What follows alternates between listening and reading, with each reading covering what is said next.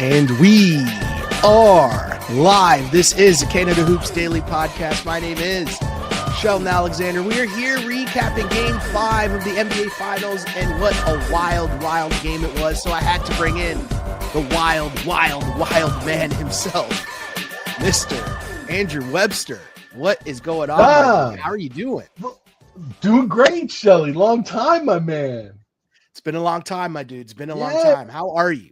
How are you? How are you enjoying this NBA Finals? How are you and Joel Embiid doing? Well, listen, I don't think anybody's like, man, this Finals has been disappointing. I think like when the number one complaint about what's been going on in these last like 5 games is the script on the court and the fact that the Larry O'Brien trophy, like the picture of it isn't on the court. That's a good sign for the basketball being played. I don't think anybody has been watching these 5 games and saying, oh, this is a disappointment. Even last night, the Thunder pull away kind of in the fourth quarter, but up until that point, it was an incredible close game. Both teams trading big-time shots back and forth. It was great. I mean, my boy TJ McConnell, another big TJ game. The only disappointing thing was like Halliburton just absolutely going ice cold. I mean, if that happens, I don't think the Pacers have much recourse, especially if you're getting 40 on the other side from J-Dub. You said it. As mentioned, the Thunder win Game 5, 120-109, take a 3-2 series lead in the NBA Finals, but this will go down as the Jalen Williams game. So he had a career playoff high, 40 points on 14 of 25 shooting, 6 rebounds, 4 assists. All in 35 minutes, by the way, which is insane. But in terms of just Jalen Williams, has this officially finally been like his coming out party to you, Webby? Because I feel like a lot of the conversation coming into this series was people weren't even giving Shai the love and respect that he deserved for what he's done this season.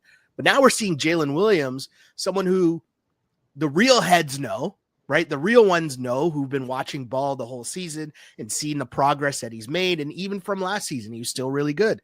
But does this finally staple him as, you know, one of the top dudes in the league? Well, he answers that question that Oklahoma City had all season and even last season, which is, hey, Shai is great. Shai's going to get you 30 points. He's going to get to the line. He's going to slow down the game. But when push comes to shove, every finals team needs a Robin. You need somebody who's going to pick up the secondary scoring. And when you have guys like Chet Holmgren, when you have guys like Alex Caruso, although Caruso this finals as well has been just unbelievable. But like Dort and these guys are very much specialists in what they do, and it's not scoring the basketball. Mm-hmm. And if you have to rely completely on one guy to get you over the hump in terms of scoring, a team like Indiana is going to pick you apart. A team like Denver in the last round is going to pick you apart. You know, you go on down through the line. But what Jalen Williams has done has answered those questions about Oklahoma City. And what I've found super impressive as well is that in these finals, each game he gets better. Game 1, he was not that great. Game 2, got a little bit better. Game 3, I thought he played well. Game 4, now I thought Game 4 was his big leap until last night when he just was en fuego. The other thing that he does too is that Shai is, you know, a master of the mid-range. You know, those pull-up, those step-backs, when he gets away with the travel on the baseline, those, you know, push-off, you know, Jordan-type shots. Hey, they didn't call it, okay? They didn't call it.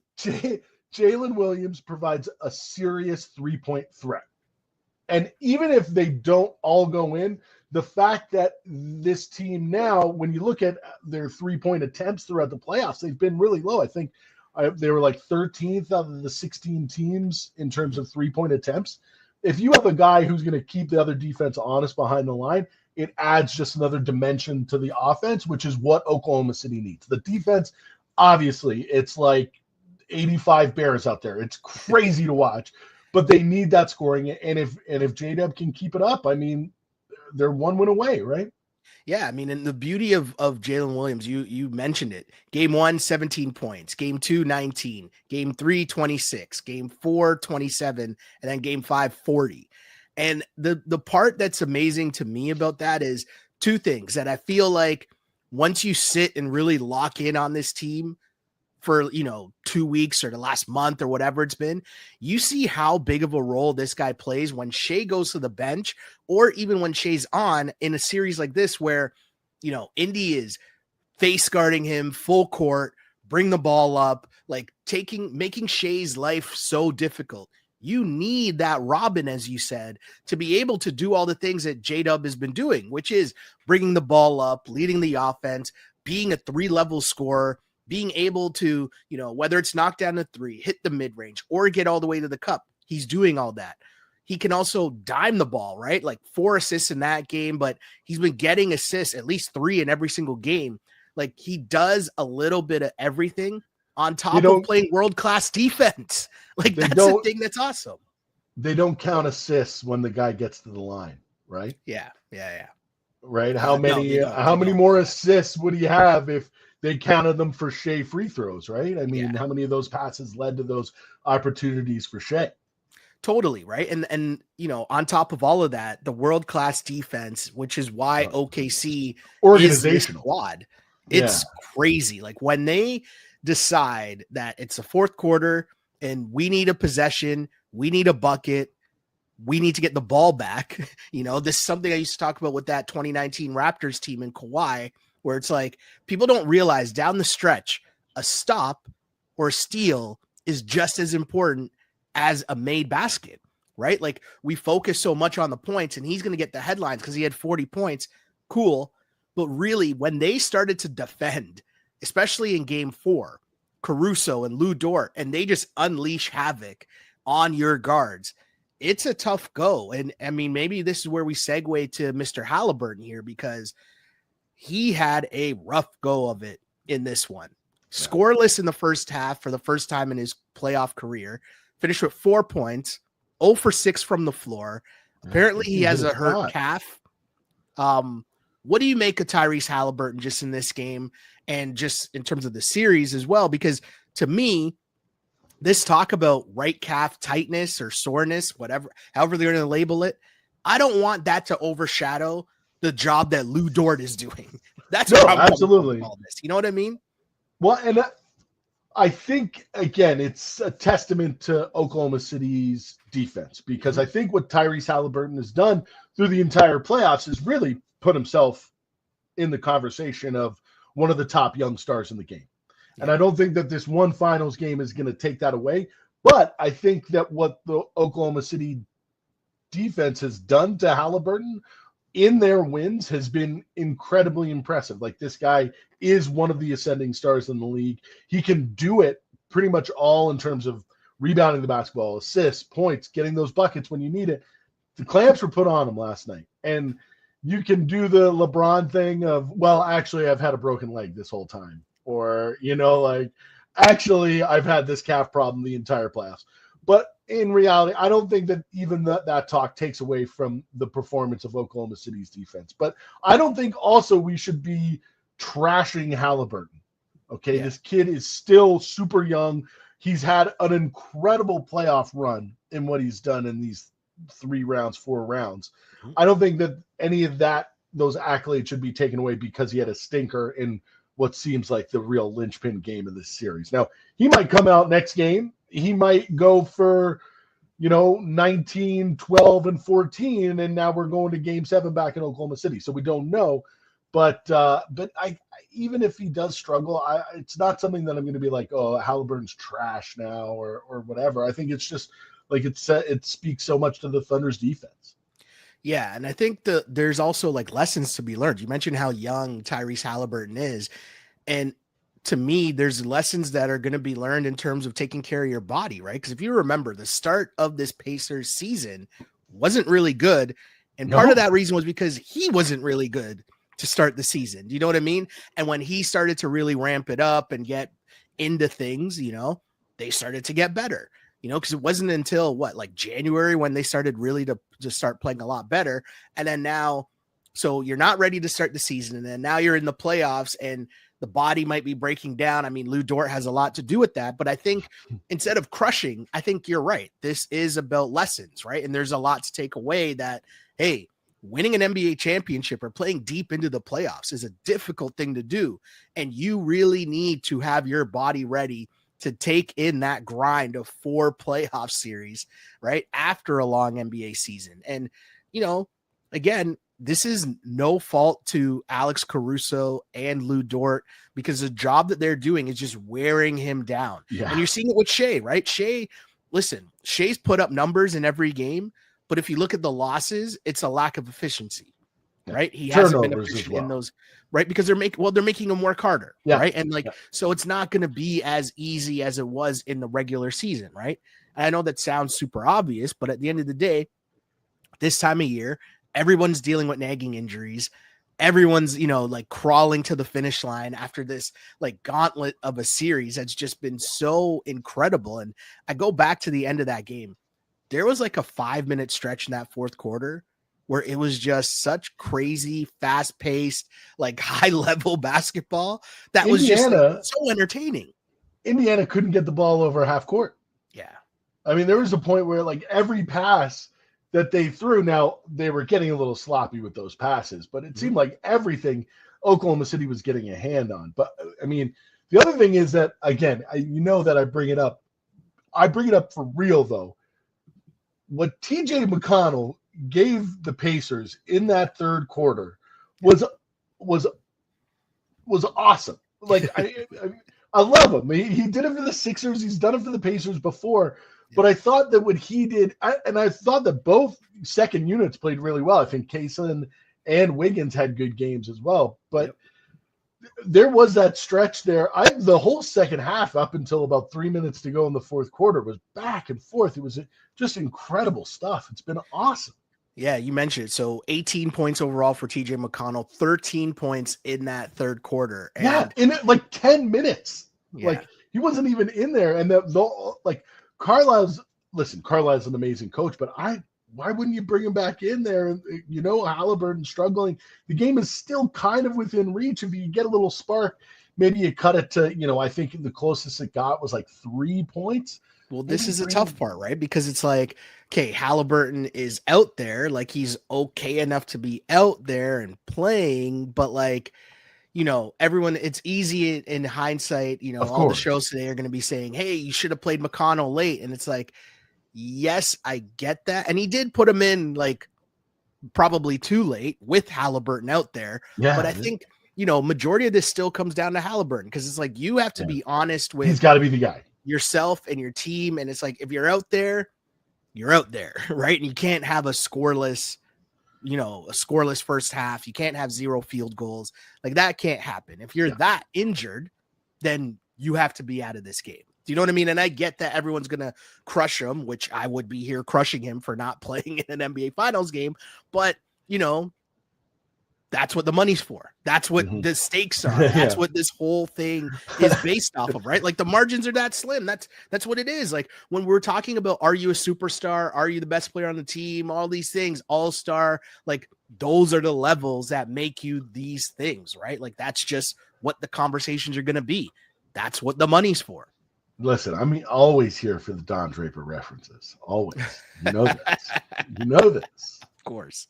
Have you watched Your Friends and Neighbors, by the way? Peripherally. Okay. The wife watched it. I think I watched a couple episodes, kind of in and out. I'm in on Andor. Have you watched Andor? No. Dude, no.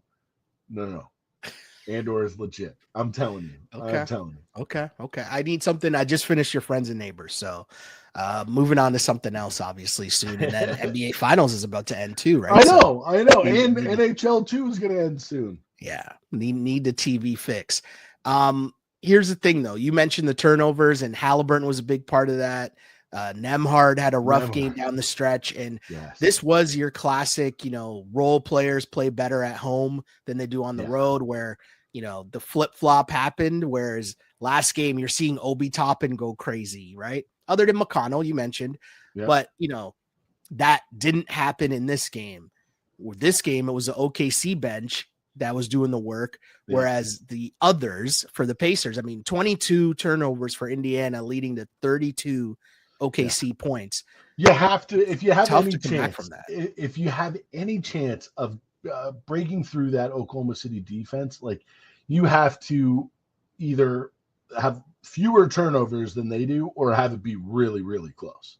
Yeah. Because if you get into the point, I mean, those turnovers start creeping up. It shows, everybody that defense is turned it on and it's working.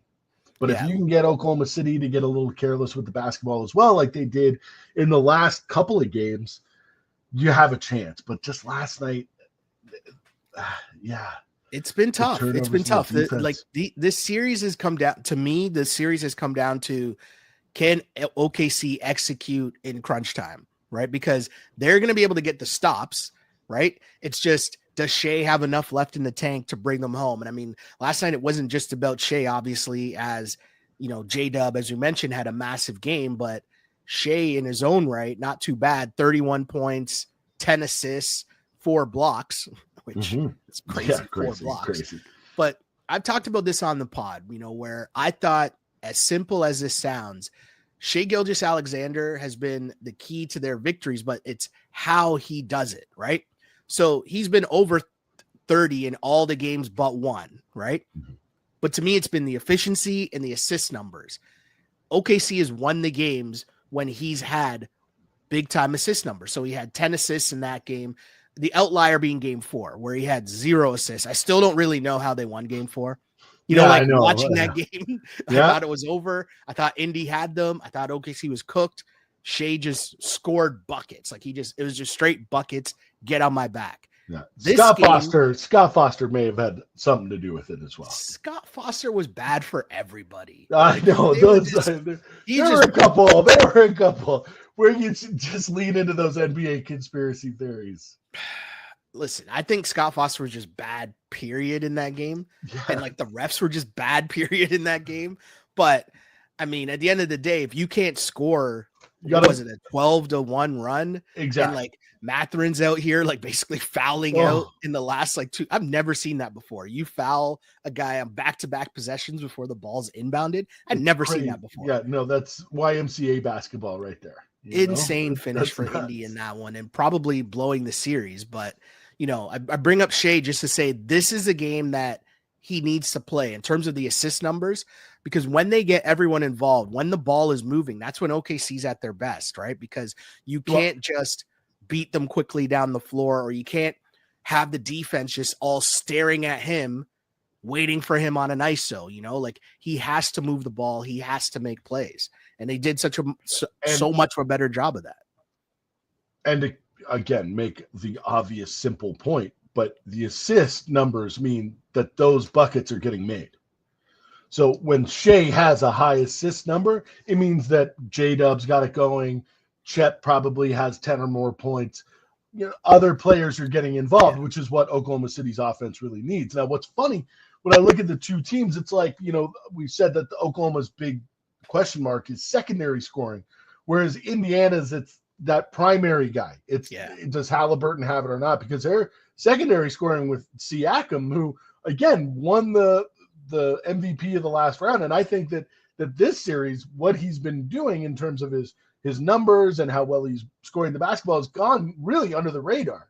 Yeah. I mean, if he wasn't as involved as he's been, these games wouldn't be close at all.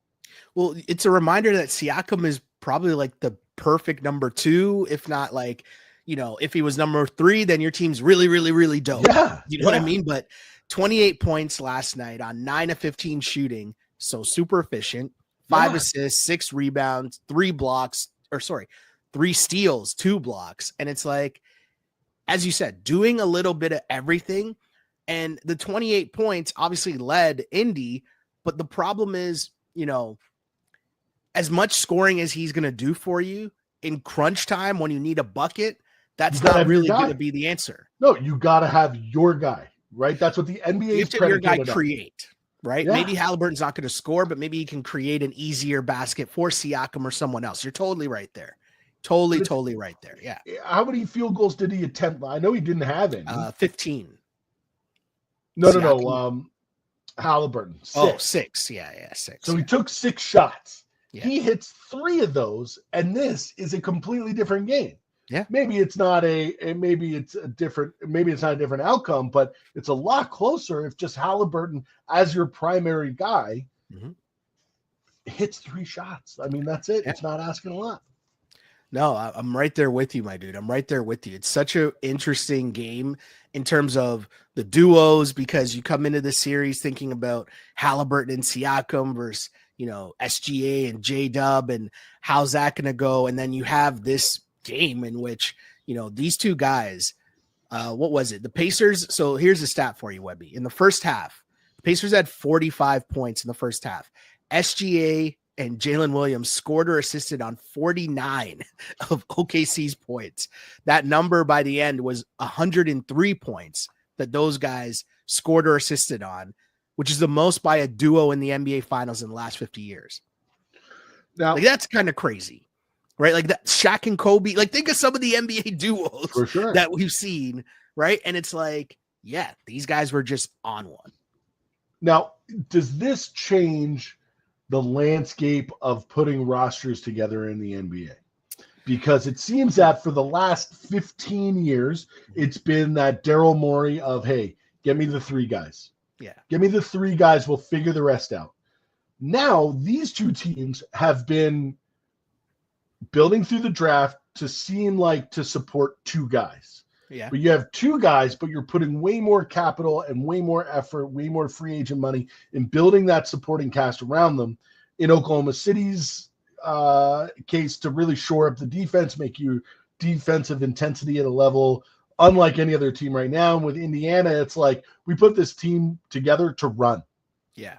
To transition. So is that going to be more of like our NBA rosters going to be more aligned for the identity of the team or the identity of your stars?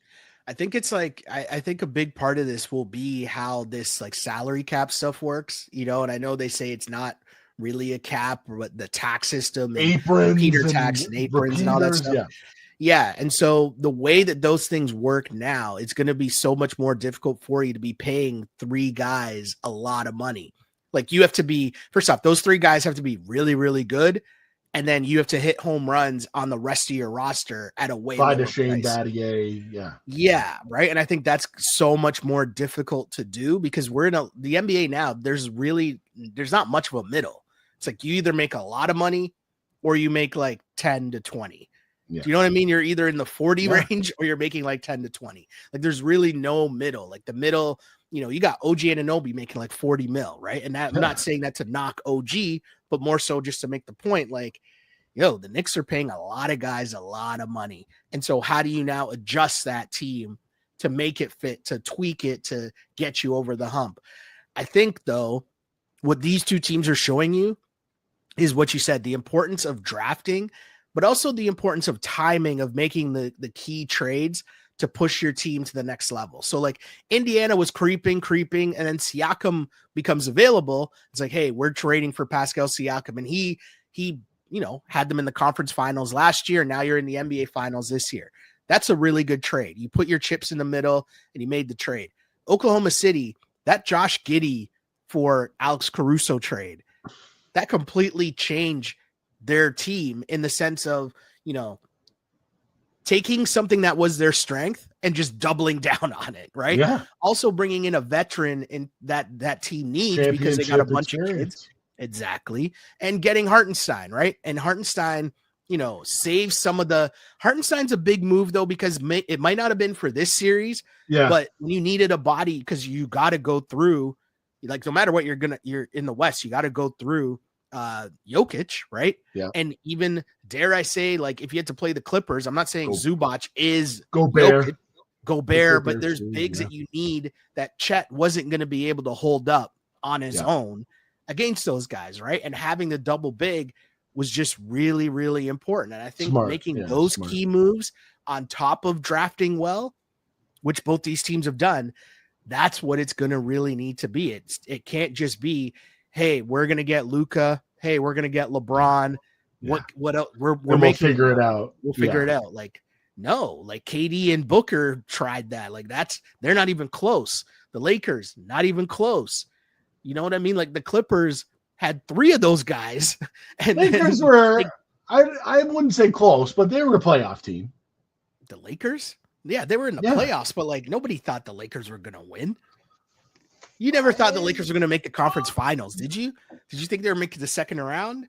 When I got the notification that Luka Doncic was going to the Los Angeles Lakers, I did for a second think, well, they could be in the Western Conference Finals. Okay. When it first happened. No. I hear you. I just think it's very interesting for this. I'm glad that the series is going the way that it is as well, because all of the talk about what markets these teams are and like all that trash, like all that's out the window, because it's been just great basketball. There's no way anyone could have watched that basketball game last night and been like, oh, this is boring, or I need LeBron, or I need Steph, or I need whatever made up stupid storyline that everyone falls for now, not realizing that the internet is made to get you mad, right? Social media is going to pick a topic like Shai's a free throw merchant just to get a headline, to get people to be mad, to be like, wait, that's not true. If you actually look at the stats, blah, blah, blah, blah, blah, which also goes into what you're talking about with the court. The internet bullied them into showing the starting lineup. It worked, though. It worked. Listen, I know you're like me. You love a good tease before the beginning of the finals. Of course, that's what we need. That's what we need more of. Exactly. When all that was going on, I just kept thinking about Shelley. Like, this is somebody's livelihood. We need to put this on the NBA Finals. Listen, that and what was it? The NBA All-Star tease that used Jay-Z and Kanye that we used to have, and then it rolled into the Spanish intro to the NBA on TNT All-Star game. Do you remember that? Yeah. That was back in the day. What was that, like 09, 2010? It was so funny. I kept thinking about that. Yeah. Wow. Yeah, I just think it's so funny though, right? Like you think of all like the made up stuff that they're talking about in terms of the free throws with Shai, that's not real. Because you can't complain about the basketball, man. You can't. The basketball has just been incredible. And what a series now. And as it's 3-2 heading to Indy for game 6, got to ask you, what are your thoughts there? Like, what do you think happens in game 6? Well, obviously the fan in me would like to see, the Pacers come out and win in such a convincing fashion on home court that game 7 is in Oklahoma City. The guy puts on the shirt, the whole Thunder crowd is just, but I want him to win so convincingly that game 7 in Oklahoma City isn't a foregone conclusion, that it's really a war for game. But Okay. I think that the series was won last night. I think that Indiana had the chance. They had it. They had the chance on the away court, on the road court to win and have a chance to close it out on home. But I don't see Oklahoma City losing the next game. I'd like them to, just because I want to see a game 7, but I think it'll be, especially if Jalen Williams, if J-Dub gets even better, it's 50 he scores? Yeah. And the trajectory that he's been on in the finals, that's kind of how it goes. But I'd like to see Indiana win. I'd like to see Halliburton, even if they do go out swinging and have a good game. But yeah, I don't think Oklahoma City's going to lose. It's such a tough one for me because it's like so many times throughout watching OKC, I'm thinking, like they just seem so young at certain points. Like, are they actually going to do this?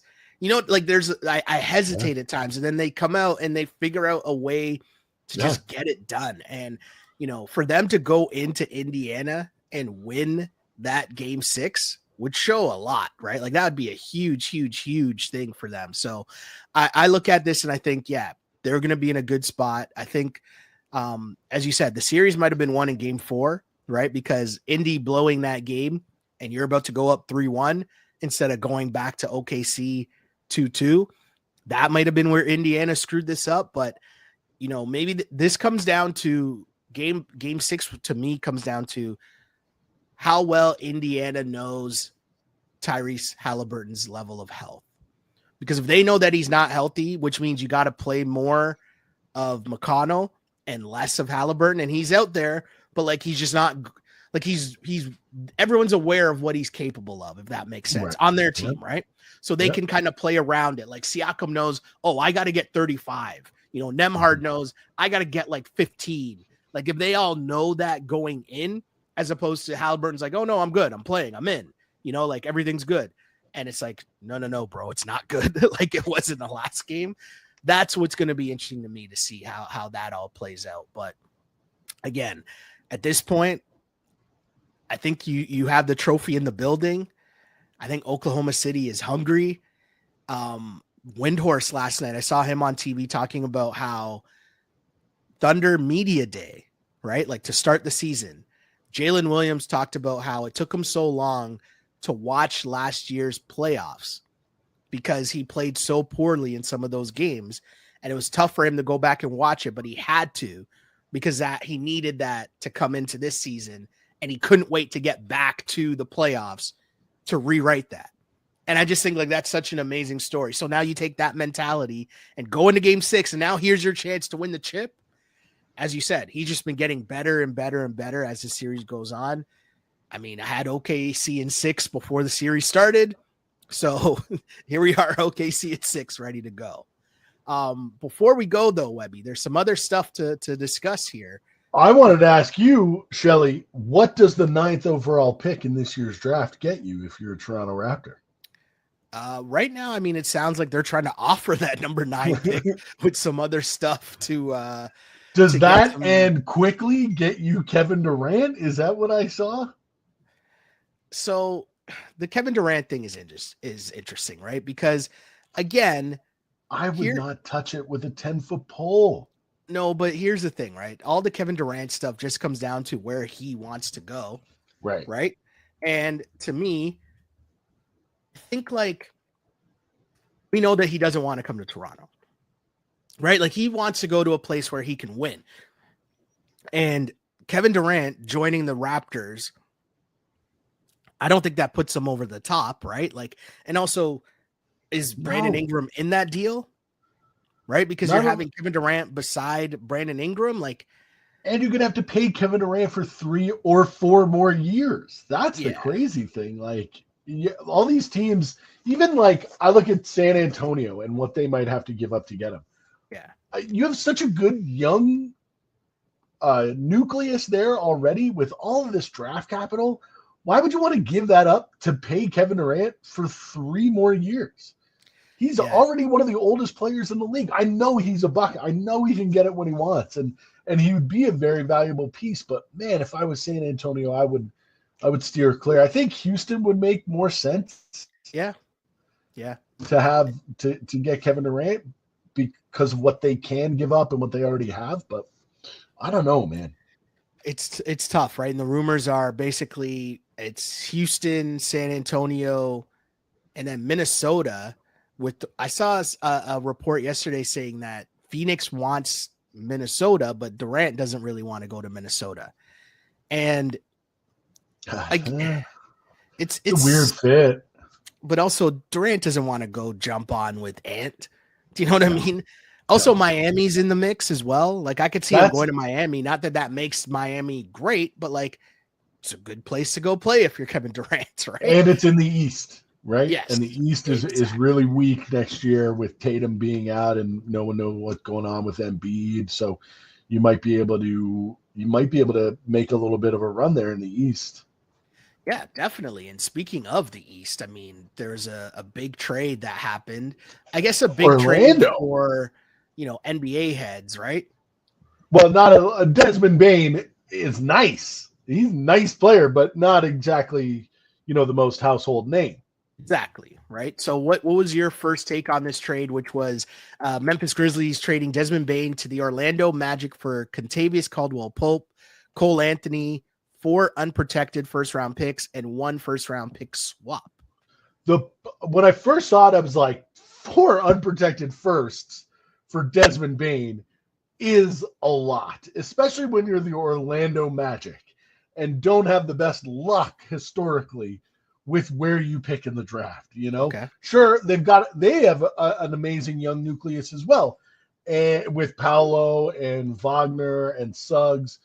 And so Bane on paper is a perfect fit, somebody who's a really good 3-point shooter, provides them with scoring and doesn't necessarily need the ball in his hands all the time, which really helps with Suggs and Wagner and Paolo.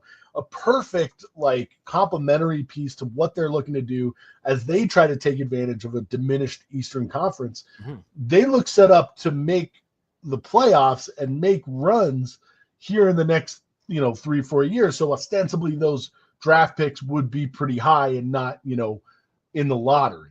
But Yeah. this is the Orlando Magic, like Grant Hill and what happened with his career when Orlando thought that was going to be the big answer. And, having Dwight Howard, but then having Dwight Howard kind of leave your team in a lurch and, dipping back down into the lottery. So historically, the Orlando Magic giving up all those picks is a little scary. But in today's NBA, that's the currency that you deal in is these future picks. So I think that it's a smart move for them. They got the person who makes the most sense basketball-wise, and they didn't wait around.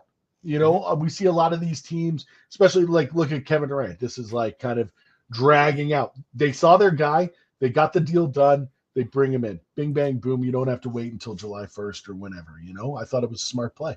It's super interesting too how these talks lead into the Kevin Durant stuff to me as well, just because if you're Kevin Durant and you're looking at your landscape and he's privileged enough that he has some say in where he'll end up, right? But you look around and you mention the East and what this trade does for the Magic in the East. That's why if I'm Durant, I might look at Miami a lot more and just think that, hey, if I'm able to get to Miami, you still have Bam, you still have Tyler Hero. Okay. Can you kind of figure out patchwork the rest of the roster and like figure something out in the East where, again, like the Detroit Pistons were the 6th seed last year? Do you know what I mean? Like, so, or the 5th seed were they? But my point is like the East is wide open. And so if I'm Durant and I'm looking around because I feel like Kevin Durant also might be thinking, do I want to go to Ant's team? Do I want to go to Wemby's team? You know what I mean? And maybe that's why Houston might end up being the answer. Because there's not that alpha there. Yes, right. And it would be clearly his squad, him and Şengün and Fred and Amen. Is it a Sewer? Is it a Sewer or Amen? Who's there? Amen Thompson. Yeah. Do you know what I mean? Like, I guess that might be the look there, but with this Desmond Bane trade to the Magic, it just elevates another team that has a chance to make some noise in the Eastern Conference. Because they're looking at the Indiana Pacers and saying, hey, we think we're just as good as these guys. And now we get Desmond Bane, and whether fact or fiction, the reality is there that Desmond Bane is exactly what that team needed. I saw this stat from Zach Lowe. He said the Orlando Magic haven't had a top 20 offense since 2012. That's crazy. Top 20. There's 30 teams in the NBA. How can you have an offense that bad for 13 years? That's insane, right? Yeah. So Desmond Bane's exactly what they need. They didn't have 3-point shooting. He's another playmaker. He can handle the rock. He can spread the floor for Paulo. Like, I think he's also a more reliable second scorer than Franz. Like, to me, if you think that you're good, first round picks don't mean anything. So am I going to be held up in a deal because you want 4 instead of 3, or you want a pick swap on top of that? I don't. It's a currency. That's a currency. Yeah. The big one is the pick swap is pretty crazy. It's like the better pick of Phoenix and a couple of other crappy teams. Okay.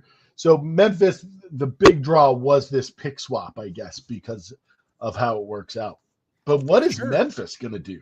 Because I hear Jaren Jackson is on the Ja Morant's name has been kicked around a couple of times as well. But one of those gambling sites have the Raptors as the top team for Ja Morant's next squad. What do you always say about gambling sites? What do you always say about these odds?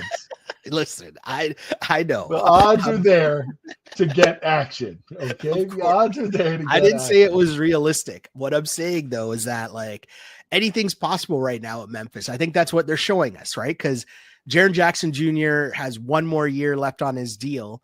So that might be an attractive, like if I'm the Lakers, I'm trying to make a move to get Jaren Jackson Jr. and then we'll figure it out. But at least I get the 1 year go of having him with Luka and LeBron, and let's see what we can do, and we'll figure it out after the fact. Like if LeBron's done and he retires, and I still have Jaren Jackson Jr. and Luka, I can at least figure some stuff out with that team around it. You know what I mean? There's an opportunity for a team to add Jaren Jackson Jr. And I think if you're Memphis, you got to think about it. You got to figure something out here. Now, John Morant, that might be a more difficult move because he kind of is like a fan favorite out there. Yeah. If they're trading him, you got to be getting something back to almost replace that person on all the signage around the building. You know, like you can't just like, would they give him up to just get Emmanuel Quickly? Do you know what I mean? Quickly on the billboards or what? Right. Emmanuel Quickly, Grady Dick. Who else the Raps got to give up here? What do they need the money? You can't be giving up on my boy Grady Dick like that. For me to be giving up on Grady Dick would mean they got him in the commercials. They got him at the F1 race. For me to be giving up on him, I would have to have been like a believer to begin with, which I don't think I ever was. I can't wait for him to take the leap. How about I would like him to play a full season. Can we start there? Can we start there? Is that okay? Is that too much to ask? I think he's nice. I think he's got game. Can you have more minutes on the court than minutes in commercials? How about that? So Tracy McGrady one was getting on my nerves after a while. It's on all the time. All the time. Oh, man. You shave before practice? So ridiculous. One last thing before we go, Webby, and I'm going to tiptoe around this conversation because I had a week of concerts, right? Went to the Kendrick show. You saw Kendrick. Yeah, I saw the Kendrick show. Did you smoke a blunt with Jagmeet? Did you blaze down with him? Was he? I don't know if he was at the same show I was at. I don't know because there are 2 days. A couple of nights. Yeah, there are 2 nights at the Rogers Center.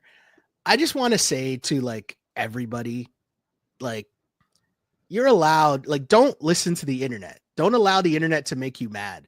You're allowed to like multiple artists. You're allowed to like both artists. And there is nobody that was going to stop me from going to watch Money Trees live or hear All Right live.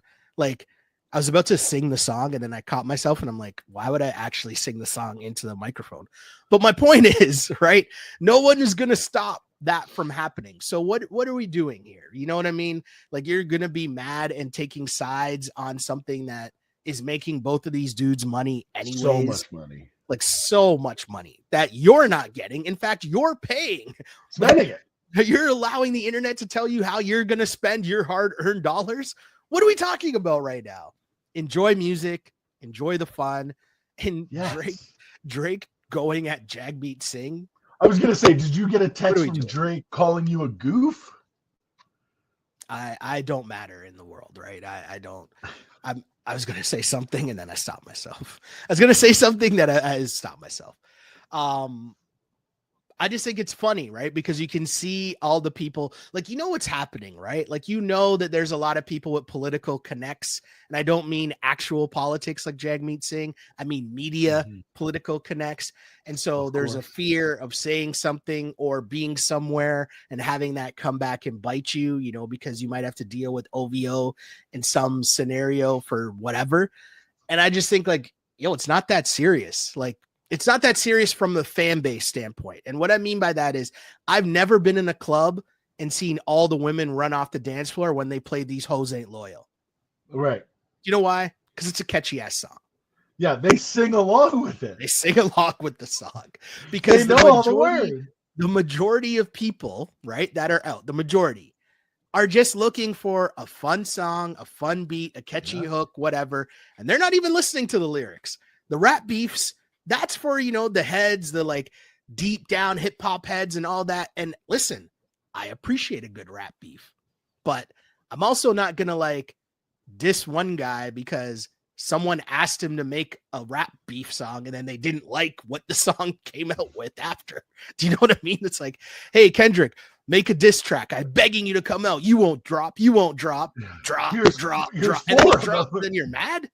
I don't know, man. What do we do? I wanted to ask you, did you yell out A minor? I did not yell out A minor. No, I'm not much of a like yeller singer at the show, like, a little two-step here and there. Yeah, I get it. A little two-step here and there, taking it in, I'll leave the performing to the performer, you know what I mean?